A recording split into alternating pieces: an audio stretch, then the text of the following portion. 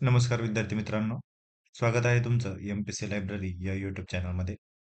तर सुरू करूयात आजच्याच म्हणजे 2 जुलै 2025 रोजीच्या चालू घडामोडी.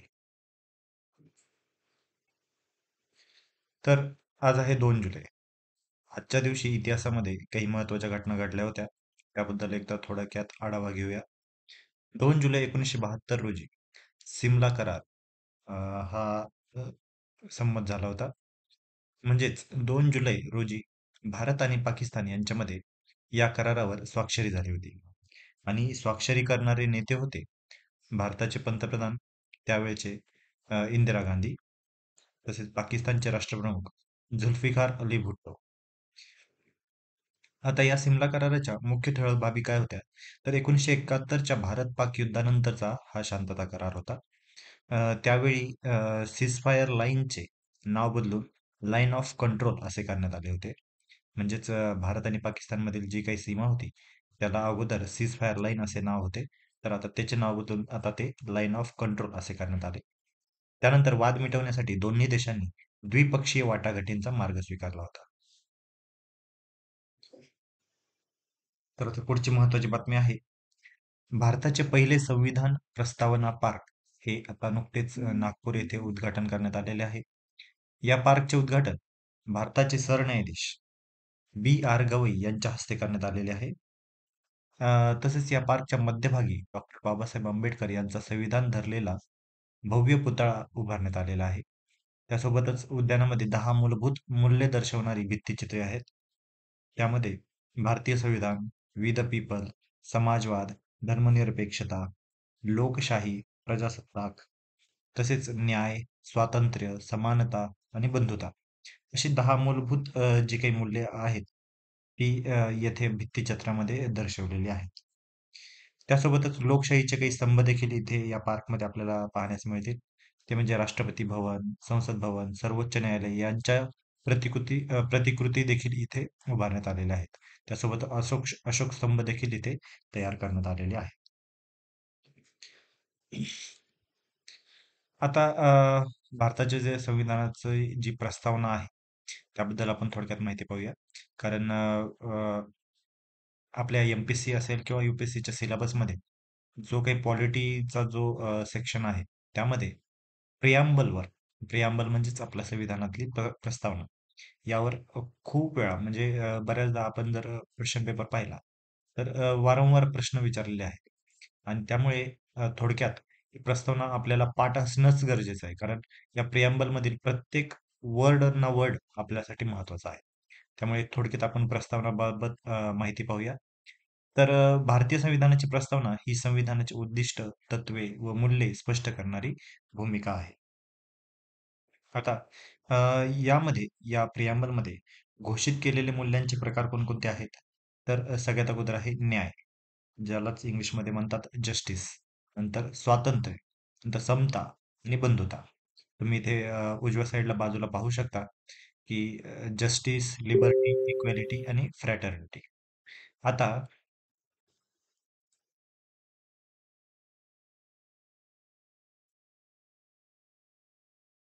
आता यामध्ये जस्टिस असेल, लिबर्टी असेल, इक्वॅलिटी असेल किंवा फ्रॅटर्निटी असेल. या याचा अर्थ काय होतो? तर जस्टिस 3 प्रकारे आपल्याला आपल्या प्रिअम्बलमध्ये दिलेला आहे. तर जस्टिस हा कशाचा आहे? तर सामाजिक विचारांचा आहे. आर्थिक आणि राजकीय अशा 3 गोष्टी आहेत. म्हणजे justice of social, economic and political. तीनही गोष्टी आपल्याला ऑलरेडी परीक्षेत विचारून झालेल्या आहेत. त्यामुळे हा भाग आपल्यासाठी खूप महत्त्वाचा ठरतो. त्यानंतर लिबर्टी. लिबर्टी कशाची आहे आपल्याला? तर liberty of thoughts, expression, belief, faith and worship म्हणजेच विचार, अभिव्यक्ती, श्रद्धा, विश्वास व उपासना यांची आपल्याला लिबर्टी आहे. म्हणजेच आपल्या याला स्वातंत्र्य आहे. त्यासोबतच इक्वॅलिटी कशाची आहे? तर equality of status and of opportunity to promote among them all. म्हणजेच काय? समता कशाची आहे आपल्याला? तर संधी व कायद्यापुढे समानता आहे. त्यासोबतच फ्रॅटर्निटी. फ्रॅटर्निटी कशाची आहे? तर राष्ट्राची एकता आणि अखंडता सुनिश्चित करणारी आहे. म्हणजेच आपली जी काही बंधुता आहे, ज्याला आपण फ्रॅटर्निटी म्हणतो, ते आपल्याला dignity and individual of the person ह्या दोघांची आपल्याला फ्रॅटर्निटी आहे. म्हणजेच आपल्याला बंधुता आपल्याला ती जपण्याची प्रिअम्बलमध्ये आपल्याला प्रेरणा देते. त्यासोबतच काही प्रमुख संकल्पना देखील आहेत प्रस्तावनेमध्ये. तर त्या आपण एक थोडक्यात पाहूया. तर महत्त्वाची एक 1-2 कन्सेप्ट आहेत. ती म्हणजे पहिली म्हणजे सार्वभौम, म्हणजे सॉव्हरेन. म्हणजेच भारत कोणत्याही बाह्य शक्तीपासून स्वतंत्र आहे, याचा असा अर्थ होतो. त्यासोबतच सोशलिस्ट म्हणजे समाजवादी, म्हणजेच काय? सामाजिक व आर्थिक समता साधण्यावर आपला भर असेल. त्यासोबतच सेक्युलर म्हणजेच धर्मनिरपेक्ष आहे. म्हणजेच काय? तर सर्व धर्मांना सारखे स्थान, शासन कोणताही धर्म स्वीकारत नाही, असा या सेक्युलर या शब्दाचा अर्थ होतो. त्यासोबतच डेमोक्रॅटिक म्हणजेच लोकशाही म्हणजेच काय? तर जनतेद्वारे निवडलेले सरकार असणार आहे. त्यासोबतच रिपब्लिक म्हणजेच प्रजासत्ताक म्हणजेच काय? तर राष्ट्रपती हा राष्ट्रप्रमुख किंवा आणि जनतेकडून निवडला जातो. त्या त्यामुळेच या सर्व गोष्टी आपल्याला ज्या काही प्रमुख संकल्पना आहेत, या आपल्याला माहिती असणं गरजेचं आहे. प्रिअम्बलबद्दल थोडक्यात माहिती देतो, की प्रस्तावना ही संविधानाच्या प्रारंभी आहे आणि प्रस्तावनेमध्ये समाजवादी व धर्मनिरपेक्ष हे शब्द जे आहेत, हे 42व्या घटनादुरुस्तीद्वारे म्हणजे 42वी घटनादुरुस्ती जी 1976 रोजी झाली, त्या वर्षी हे 2 शब्द समाजवादी आणि धर्मनिरपेक्ष हे 2 शब्द समाविष्ट झालेले आहेत. म्हणजे मूळ प्रस्तावनेमध्ये या दोन्ही शब्दांचा समावेश नव्हता. प्रस्तावना ही संविधानाचा भाग आहे. आता ही जी काही गोष्ट आहे, प्रस्तावना हा संविधानाचा भाग आहे. अ, यावर बऱ्याच वेळा वेगवेगळ्या केसेसमध्ये चर्चा झालेली आहे. तर केशवानंद भारती जो खटला होता 1973चा, त्यामध्ये मात्र एक स्पष्ट करण्यात आले, की प्रस्तावना ही संविधानाचा भाग आहे. मात्र प्रस्तावना कायद्याची अंमलबजावणी थेट करू शकत नाही. पण ती मार्गदर्शक तत्त्वे मात्र असू शकते. तर आता पाहूया पुढची बातमी. सिलिकॉन शिवाय जगातील पहिला संगणक आता तयार झालेला आहे. तर अमेरिकेतील पेनसाल्व्हेनिया स्टेट युनिव्हर्सिटी येथील शास्त्रज्ञांनी सिलिकॉनचा वापर न करता जगातील पहिला संगणक तयार केलेला आहे. तर लक्षात घ्या, बहुतेक ज्या इलेक्ट्रॉनिक्स जे काही गॅजेट्स असतात, म्हणजे कॉम्प्युटर असेल, लॅपटॉप असेल किंवा मोबाईल असेल, त्यासाठी आपल्याला बऱ्याच वेळा सिलिकॉनचाच वापर करावा लागतो. आणि शास्त्रज्ञांसाठी सिलिकॉन म्हणजे एक प्रकारे खूप महत्त्वाचा असा भाग आहे. परंतु आता जगामध्ये हे असेही संशोधन झालेले आहे, की सिलिकॉन शिवाय आता पहिला संगणक आता निर्माण झालेला आहे. आणि हा जो संगणक आहे, हा 2 डायमेन्शनल पदार्थांपासून बनलेला असून, तो अत्यंत पातळ म्हणजे कागदाच्या थरा एवढा व नॅनो स्तरावर कार्यक्षम आहे. त्यांनी तयार केलेले CMOS म्हणजेच काय? कॉम्प्लिमेंटरी मेटल ऑक्साईड सेमीकंडक्टर हे चिप ऊर्जा कार्यक्षम असून मॉडर्न मायक्रोप्रोसेसर व मेमरी चिपसाठी हे उपयुक्त ठरते. त्यासोबतच सिलिकॉनला आता भविष्यात आता पर्याय उपलब्ध होऊ शकतो, हे या संशोधनातून आता स्पष्ट झालेले आहे. त्यामुळे आपल्याला आता सिलिकॉनवर अवलंबून राहण्याची आता गरज पडणार नाही. आणि हे संशोधन इलेक्ट्रॉनिक्समधील एक ऐतिहासिक पाऊल असे मानले जात आहे. त्यामुळे आपल्याला परीक्षेच्या दृष्टीने देखील ही गोष्ट लक्षात ठेवायची आहे, की एकतर 2-3 फॅक्ट आहेत त्याच्यामध्ये, की हा जो सिलिकॉन शिवाय जगातील पहिला संगणक झाला आहे, याचं संशोधन कुठे झालं? तर लक्षात घ्या, अमेरिकेतील पेनसाल्व्हेनिया येथील स्टेट युनिव्हर्सिटी येथील शास्त्रज्ञांनी अ, याबद्दल संशोधन केलेलं आहे. त्यासोबतच हा जो संगणक आहे, हा कोणत्या पदार्थापासून बनलेला आहे? तर 2 डायमेन्शनल म्हणजे 2D पदार्थापासून हा बनलेला आहे. ठीक आहे. तर अशा एक थोड्याफार प्रमाणात आपल्याला फॅक्ट्स लक्षात ठेवणं गरजेचं आहे. आता पुढची खूप महत्त्वाची बातमी आणि परीक्षेच्या अनुषंगाने देखील खूप महत्त्वाची बातमी आहे. तर माझगाव डॉकचे पहिले आंतरराष्ट्रीय अधिग्रहण झालेले आहे. म्हणजेच काय? तर भारतातील प्रमुख जहाजबांधणी कंपनी माझगाव डॉक शिप बिल्डर्स लिमिटेडने श्रीलंकेतील कोलंबो डॉकयार्ड PLC या कंपनीतील 51% हिस्सा खरेदी करण्याचा ऐतिहासिक करार केलेला आहे.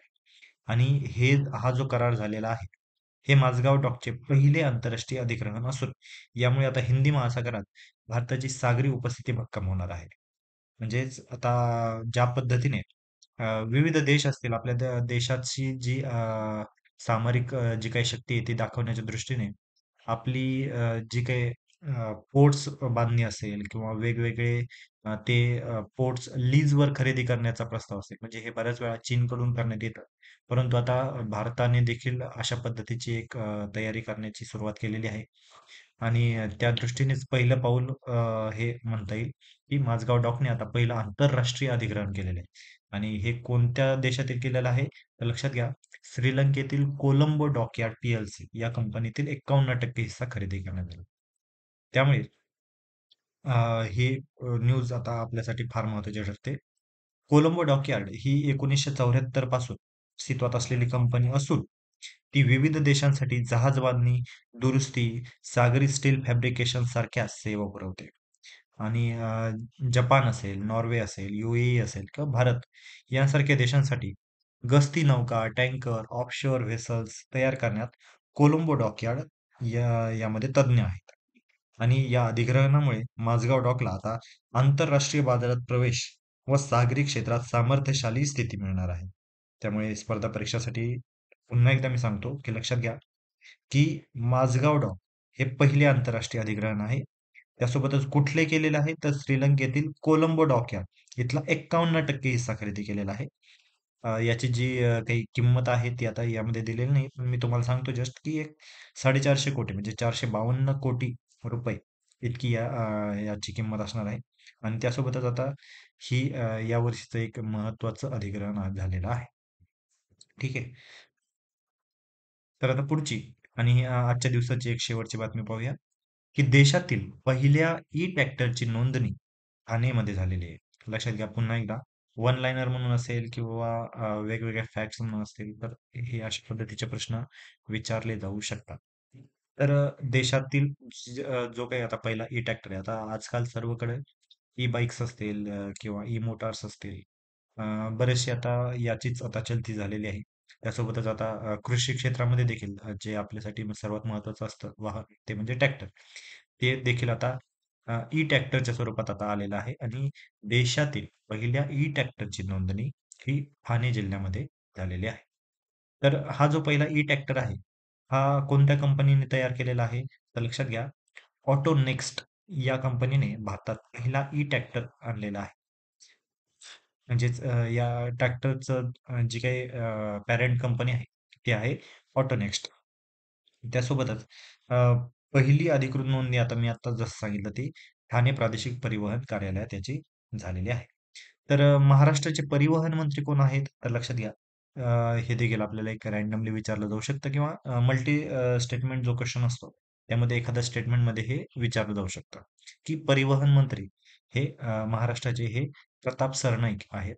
त्यांनी नुकतंच याचं जे नोंदणी करतावेळी त्यांनी काही गोष्टी आपल्याला सांगितल्या. त्या म्हणजेच काय? ई-ट्रॅक्टर हे पर्यावरणपूरक व खर्च वाचक आहे. त्यासोबतच कृषी क्षेत्रात क्रांतिकारी बदल घडवणार आहे असून 2030 पर्यंत 20 ते 30% वाहने हे विजेवर असावीत, हे असे शासनाचं उद्दिष्ट आहे, असं त्यांनी प्रतिपादन केलेलं आहे. ठीक आहे. त्याच्यामुळे आपल्याला एकतर या संपूर्ण बातमीमध्ये एक गोष्ट लक्षात घ्या, तर देशातील पहिली ई-ट्रॅक्टरची नोंदणी कुठे झालेली आहे? तर ठाणेमध्ये. कोणत्या कंपनीचा आहे? तर ऑटोनेक्स्ट कंपनीचा आहे. ठीक आहे. आणि त्यासोबतच महाराष्ट्राचे परिवहन मंत्री प्रताप सरनाईक आहे आणि महाराष्ट्र शासनाचे उद्दिष्ट काय आहे? तर 2030 पर्यंत 20 ते 30% वाहने हे कसे असतील? तर विजेवर असतील. ठीक आहे.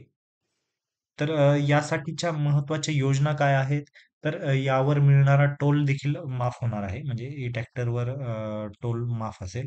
त्यासोबतच ई-ट्रॅक्टर खरेदीवर आता थेट अनुदान देखील मिळणार आहे. म्हणजे जवळपास 1.5 लाखापर्यंतचं अनुदान यांना मिळणार आहे.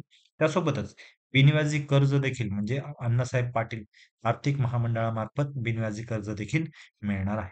आता याचे फायदे काय? तर मी तुम्हाला आधीच सांगितल्याप्रमाणे तर पर्यावरणपूरक तर हे असेलच. त्यासोबतच डिझेल ट्रॅक्टरच्या तुलनेत देखभाल खर्च जवळ-जवळ शून्य असणार आहे. त्यासोबत 1 एकर नांगरणीसाठी आता खर्च किती लागणार आहे? तर फक्त ₹300 इतका खर्च लागणार आहे. लक्षात घ्या. हे खूप महत्वाचं आहे आणि शेतकऱ्यांच्या दृष्टीने तर अजूनच महत्वाचं आहे. कारण भारतामध्ये सेवा क्षेत्राचा कितीही वाटा वाढला, तरी शेवटी आपल्याला कृषी क्षेत्रावर आधारितच आपली प्रमुख अर्थव्यवस्था असणार आहे. त्यामुळे आपल्याला या दृष्टीने काही महत्त्वाच्या योजना असतील किंवा वेगवेगळ्या अशा पद्धतीच्या टेक्नॉलॉजी असतील, ह्या सर्व शेतकऱ्यांसमोर आणणं आपल्याला गरजेचं आहे आणि त्या दृष्टीनेच आता महाराष्ट्राने देखील पावलं टाकण्यासही सुरुवात केलेली आहे. त्यामुळे शेतकऱ्यांचा खर्च कमीत कमी कसा करता येईल या दृष्टीने आता आपण विचार करत आहोत. त्या दृष्टीनेच आता हे ट्रॅक्टर म्हणजे विचार करा, 1 एकर नांगरणीसाठी फक्त खर्च किती येणार आहे? तर ₹300 इतकाच खर्च येणार आहे.